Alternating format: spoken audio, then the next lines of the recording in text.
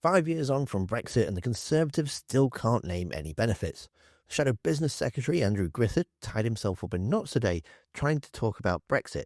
Now normally I make a video on a Sunday and berate Trevor Phillips for being nothing but a Tory shill, but I have to give credit where credit's due, and he actually asked the one question nobody ever seems to ask.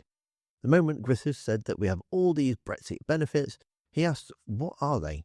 Which Griffith then flounders around trying to talk about trade deals, which again Phillips picks him up on. He then goes on to waffle about the financial services, then goes on to say everyone always interrupts them when they're trying to show all their long list. I think he was actually waiting for Trevor Phillips to interrupt him because he'd run out of list. So that's it, that is it. That's all you could think of. Rollover, trade deals, and something to do with the financial services. Oh, and a deal with the US, which nobody really wants anyway. Phillips then goes on to show him a graph of how the country is currently feeling about Brexit, and with 62 people thinking it's gone horribly wrong. But he doesn't agree with that, so we just all get to ignore it. So you're telling me when 52% of people believe the lies that you spouted, it's the will of the people. Yet when 62% of people fill out a poll saying it's gone horribly wrong, you just kind of ignore that because, well, they don't know what they're talking about, do they? One thing he could have pushed back on, though, is the same old lie that we've taken back control to make our own laws, and we don't have to follow laws that are imposed on us by Brussels. I'm sorry, but we've been able to make our own laws for the past 800 years. We have our own parliament. We could make our own laws in the EU, just the same as we can make our own laws right now. We've never had laws enforced upon us. When we were in the EU, we were sat at the table. We helped to make those laws, and if we didn't like the rules or the laws that were being made, we had the power of veto. Unlike now, where we don't have that seat at the table. We don't help to make the laws, and if the EU want to change any laws or trading arrangements, then we have to follow. We have to follow them, otherwise we can't trade with them. We can't veto it anymore. It's either you do it this way, or you don't send your trade goods over here. Simple as. So how is that taking back control?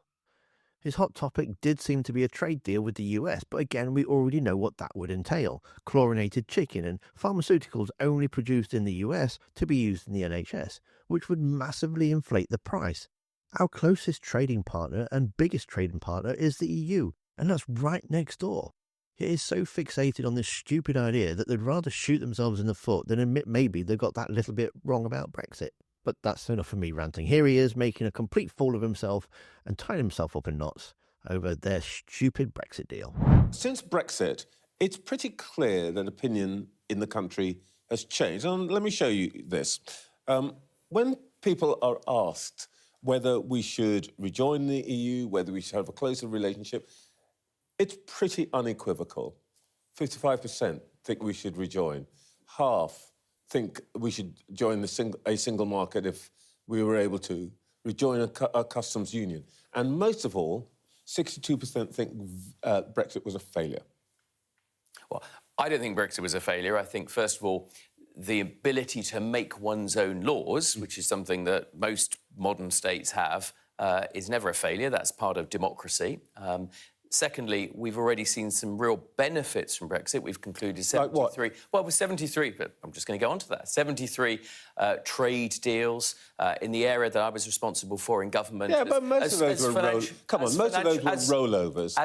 They existed before, and all you did was roll them over. And many were, and many weren't. As responsible for our financial services industry, one of our biggest industries in the UK, something that we really, really depend on growing our economy, I was able, as the UK minister, to make a whole set of improvements to improve the competitiveness of our financial services because of those Brexit freedoms that we had. Otherwise, we were a rule taker, one of 28 countries, making rules that weren't necessarily the best for the fact pattern of businesses that we had in the UK. And so many other things. I mean, it's invariably the case that one starts to go through a long list of all the things we've done, and then people interrupt and say, well, you know, there isn't a very long list, Trevor. I'm trying not to interrupt you, but I just want to, if I may, put this to you. This is a response that Brexiteer, people who supported Brexit in your party always give. I don't really rate Trevor Phillips as an interviewer, but this week he did have a fair crack at putting him on the spot, so I have to give him props where props are due. But the Tories really don't have a clue at the moment, and they seem to be opposing everything, even stuff that they even started, which is just weird. So you can see them doing plenty of that in the video that's on screen now. Thanks for watching. Don't forget to hit that like button, and I'll see you next time.